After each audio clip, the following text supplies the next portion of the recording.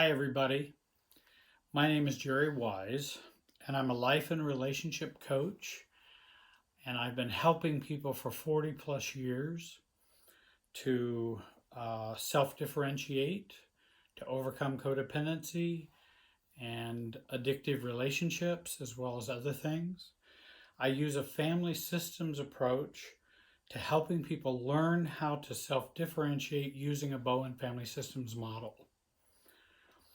Right now, I'd like you to join my YouTube membership. You can just press join and go on there, and you can watch exclusive content.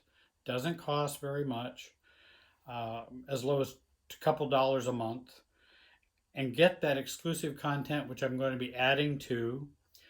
Also, you can see other benefits on there too. So click join and click the bell so that you can get notified when I send out a new video.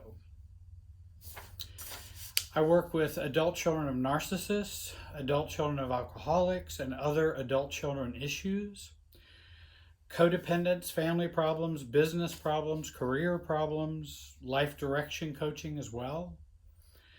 In addition, I have a team of others who want to share, to help those who want to share their message and get their ideas out to the world on YouTube and on social media. Websites, social media marketing, etc., because I want to make the world a better place. I'm old. I have a birthday coming up soon, and I won't be here all that long. I hope for a while, but not all that long, and I'd like to leave this place a better place. This program is entitled Breaking the Narcissist Trance.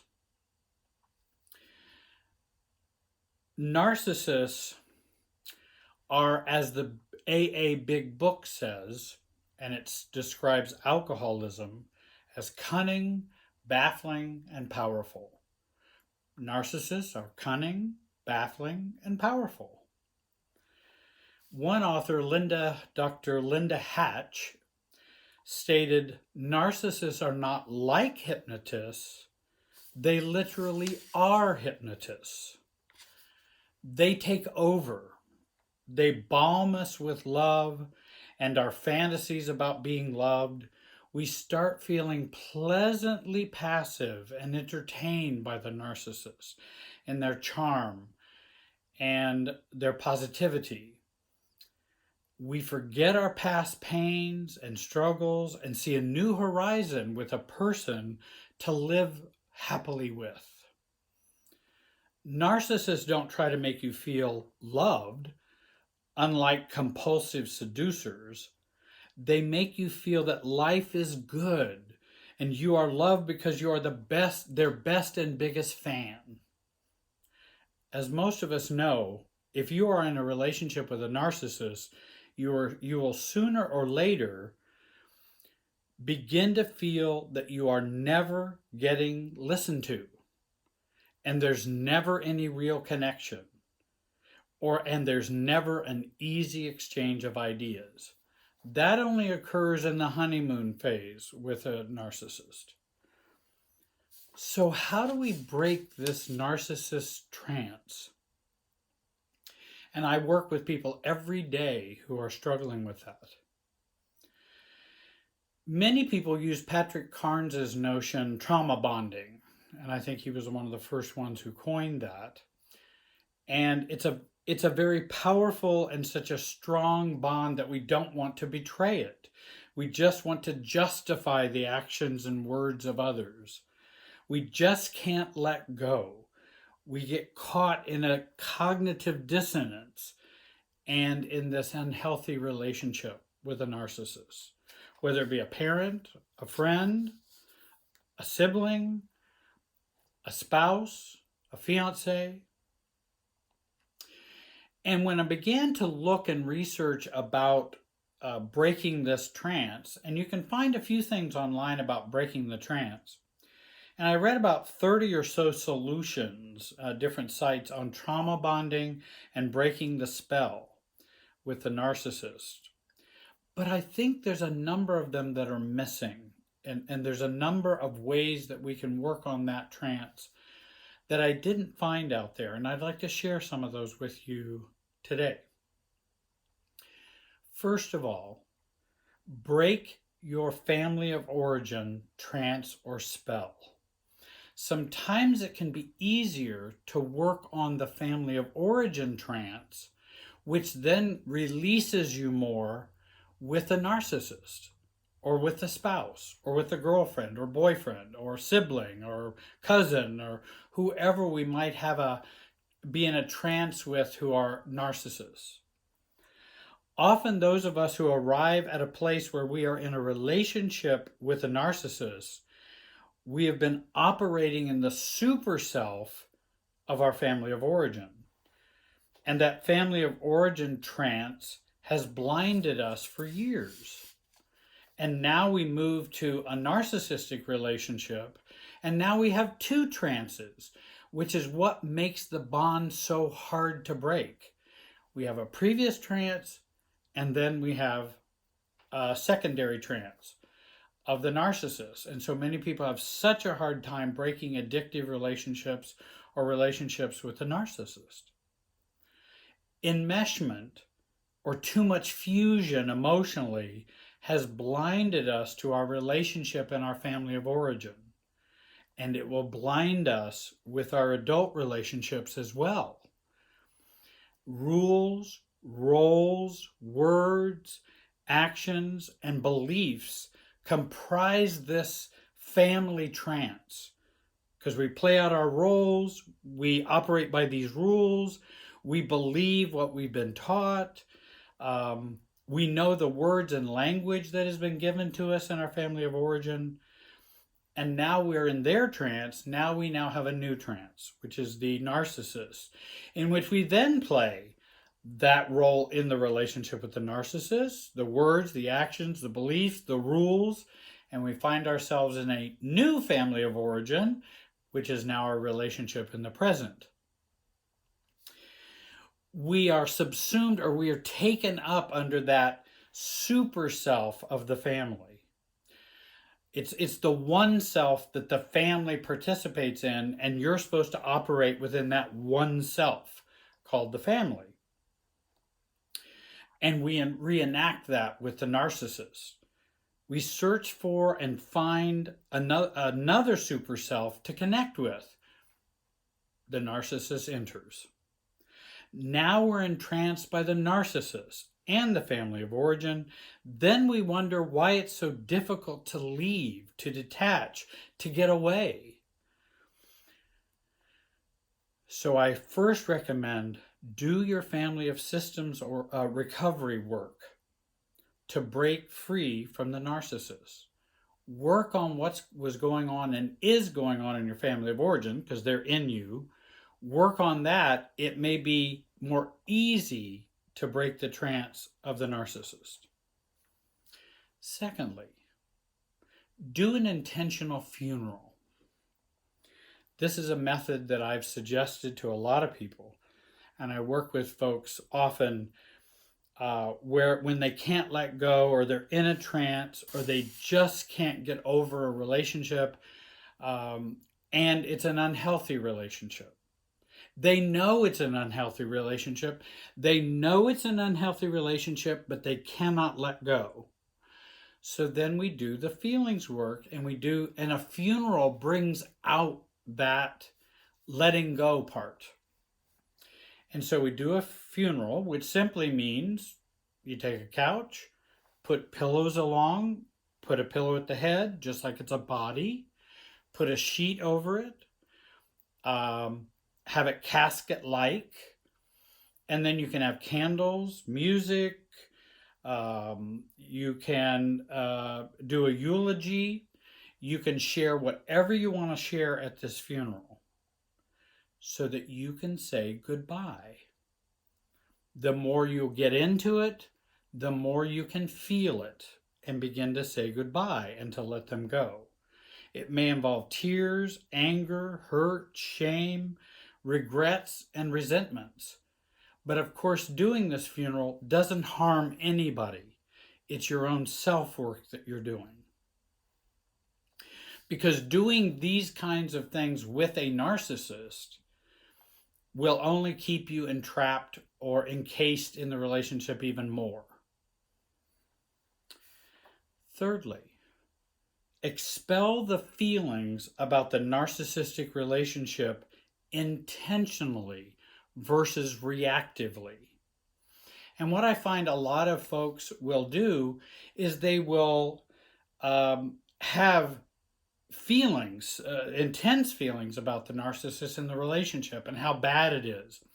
And they'll reactively go and talk to their friends about it, reactively even talk to the narcissist about it, which won't do any good. They'll reactively go talk to other people. And in that reactivity, we end up rehearsing the feelings rather than expelling them. And so we want to intentionally do it, and you can do it when you're feeling better and not reactive. I will have people journal, I'll have people write a letter. And when you're not reactive, do those things, write them out, and then express them and express those feelings in a big way.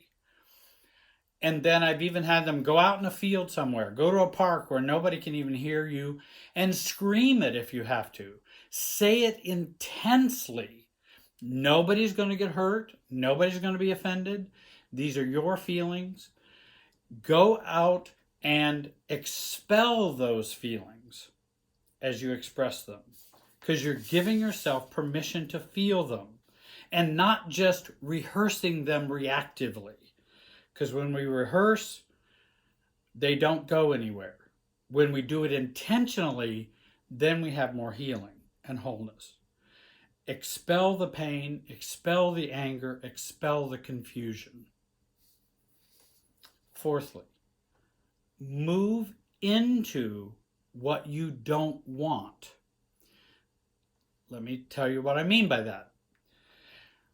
Many people come to me and say, well, I want to let him or her go. I want to let my mom go. I want to let my child go who's a narcissist, or my mother, or my sister. I want them out of my life. I want them out of me. But of course, whenever we want them to be out, that means they're not out yet. So I tell them, I don't think you're ready yet. So what I would suggest is to accept that I'm not ready to let them go. And they find that very difficult. What do you mean I'm not ready to let them go? I'm in deep pain. This is horrible. And I so want to let them go. Jerry, wave your magic wand so that this will be done. Well, if I could do that, number one, I'd be so rich, it wouldn't even be unbelievable, and I'd be on a beach somewhere. Of course I can't do that. And so what I say is, let's get together with yourself. And then you may find letting go will be much easier. So let's talk about, can you say, I'm not ready to let them go yet? And say it and say it. And you can see how I'm saying moving into something you don't want. Because everyone wants to avoid that. Everyone wants to push that away. Because they don't want to say, I'm not ready. I am ready. I'm in so much pain. What are you talking about, Jerry? No, you're just in a lot of pain. That doesn't mean you're ready to let them go. So we move towards it. Fifthly, we can identify what the downsides would be for letting them go. Would I fear being alone? What are the downsides of me doing this good thing that I want? Because there's negative consequences for doing something positive.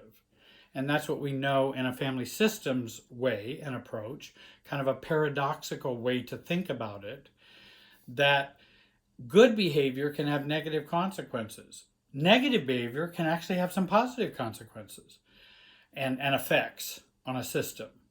So if I let them go, what would happen? I'd feel alone. I'd feel guilty. I'd have to accept the reality that my relationship is really broken and they're not going to get fixed.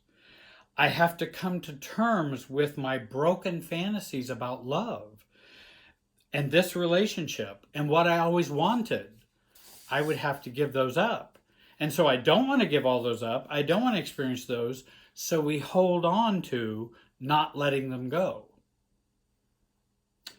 Except you are not ready to let them go. You can say, I still want to stay emotionally connected to my narcissist. I'm not ready to let go of my parent who is a narcissist. I'm not ready to let go of my child who is a narcissist. I am not yet ready to do that.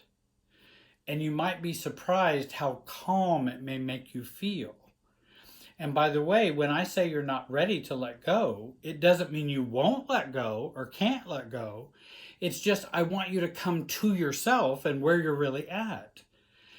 Then amazingly, it starts to loosen up that trance and that bond. Sixthly, and I have seen some folks talk about this. Keep the negatives in your pocket and review them often about a narcissistic relationship. Journal about the negatives. Do it when you feel good or the relationship has slightly improved. And what I like is to do it when things are better. Don't do it just when things are bad. Do it when things are better. That's a more effective time to take out the list and look at those negatives. Seventh, remember, whatever a narcissist says is equivalent to them calling you a Coca-Cola. Jerry, have you lost your mind? No. If someone, and I remember working with if someone would say to me, Jerry, I really don't think you're a very good coach at all, and I'm very disappointed. I might inquire about that and go, I wonder why they say that. I'd like to hear more about that. But if somebody says, Jerry, you're the worst coach, or in my past, therapist in the world, then I know that's Coca-Cola talk, because that's not even possible.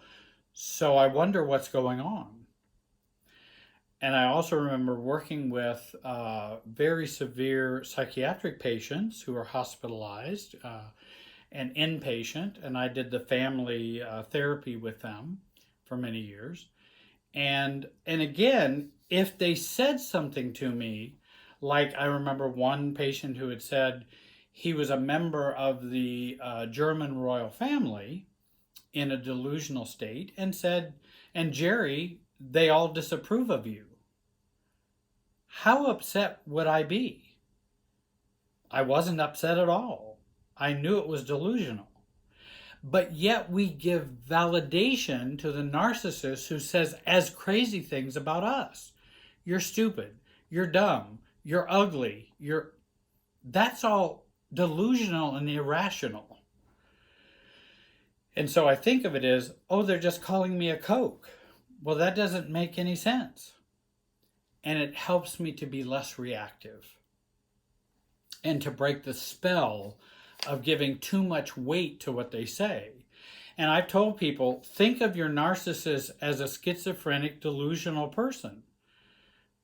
And then it tends to feel less painful because it's like, well, they're crazy. They can say whatever they want, and it's ludicrous. Sixth. We're at eighth. Eighth. Have a dialogue with your inner child. What does he or she want or feel or need? Listen to your inner child, or accept that you're not ready to listen to your inner child. And maybe you're not ready to listen to her or him. But your little child has a lot of information for you and can be a good guide for you, because that's the person you're now parenting. You're now the parent of your inner child. And often we will push them out when we're in a relationship with a narcissist and keep the inner child out. And we don't listen to their pain, to their struggling, and us standing up for them. Because I may not feel worth standing up for as an adult, but boy, it's hard. Am I going to stand up for my little Jerry? Ooh, that's a little different. And it helps kind of relieve some of the trance that we feel. Ninth, fall in love with your recovery. If you want something to fall in love with your recovery. Books, meetings, coaching, therapy, learning. Fall in love with that recovery, because that's a way of falling in love with you. 10th, practice open access to outside knowledge, to the internet, videos, podcasts, coaches, therapists, friends, religious leaders, Christian friends, Muslim friends, people who care about you. Practice openness to that information, because we need to change our paradigm to break the trance, and practice that openness. 11th, change your questions. Change your questions from, why does he or she do this? Or how do I get him or her to stop? Change them to, why do I accept this? Why am I focusing on them? And change the questions back to you. Now, I understand that when we tend to resist letting go of the narcissist, there are downsides in which we can fear of abandonment, loss of finances or money, loss of acceptance of his or her family or your own family, fear of loneliness, fear of the anger and rejection, fear of no one will ever want me. This is my third marriage, so I must make it work no matter what, or I'm doomed. And of course, all of that, oftentimes many of those fears are not fully realizable. Some can be, because we can have financial damage, as I have had in the past.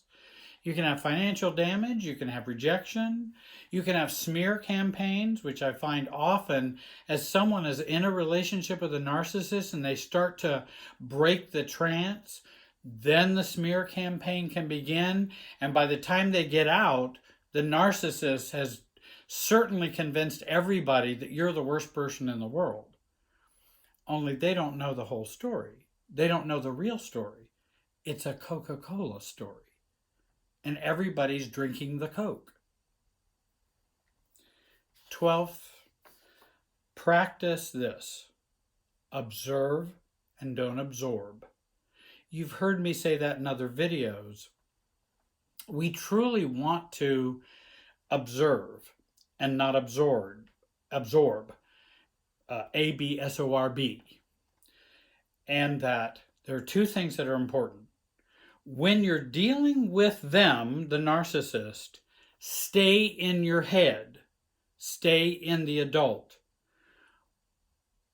Get in your feelings when you're not dealing with them directly. Stay from here on up. When you deal with them directly, deal with these apart from them. And what I actually find is people do the opposite. When they're dealing with the narcissist, they're all reactive and dealing down here and not thinking. Then they leave the narcissist and then obsess, because they have that reversed. And I think we can learn to reverse that. Here, when we're dealing with them, here, away from them. And that will help with the trance. I hope you will follow me on my YouTube channel, and you can join a membership there. I have Facebook, Instagram, and Twitter. Join a silver or gold plan on my website, and you can join a monthly group call for those who are members. And I want to today thank you very much for joining me. Have a great day, and be wise.